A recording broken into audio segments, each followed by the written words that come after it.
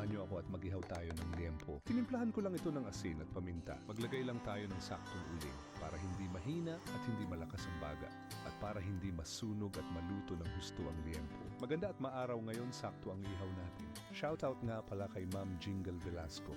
Sana mapanood mo to. Masarap kumain, ma'am. Next year na lang mag-diet. I-check natin palagi at balibalik ta rin para hindi masunog. Yung ganitong kapal na liempo ay 15 minutes kong niluto sa katamtamang baga. Ayan, luto na. Ang menu natin. Gagayat-gayating mga pala natin ito ng maliliit na hiwa. At gagawa tayo ng bagoong at kamatis na sausawan. Mukhang sakto naman ang pagkakaluto natin. At mukhang nakakatakam. Pagmasdan natin siya. Mukha namang nakakatakam kahit papano. Di na ako makapaghintay na matikman ito. Hihiwa-hiwain ko na para makakain na kami. Tara, kain na tayo. At kanina pa ako gutom. Kayo, ano masarap na sausawan para sa inyo? Pag mga ganitong mga ulam ay masarap ang magkamay.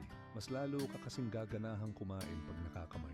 Paniguradong maraming kanin ang mauubos pag ganito ang ulam at samahan pa ng masarap na sausawan. Pero hinay-hinay lang sa pagkain nito para di tumaas ang BP ha. At sa nagkakaedad dapat kaunting rice na lang. Moderate na sa mga kinakain. Huwag din kalimutang mag-exercise. Kung umabot kayo hanggang dito, maraming salamat sa panunood niyo. Hanggang sa muli mga ka-reels. Salamat po.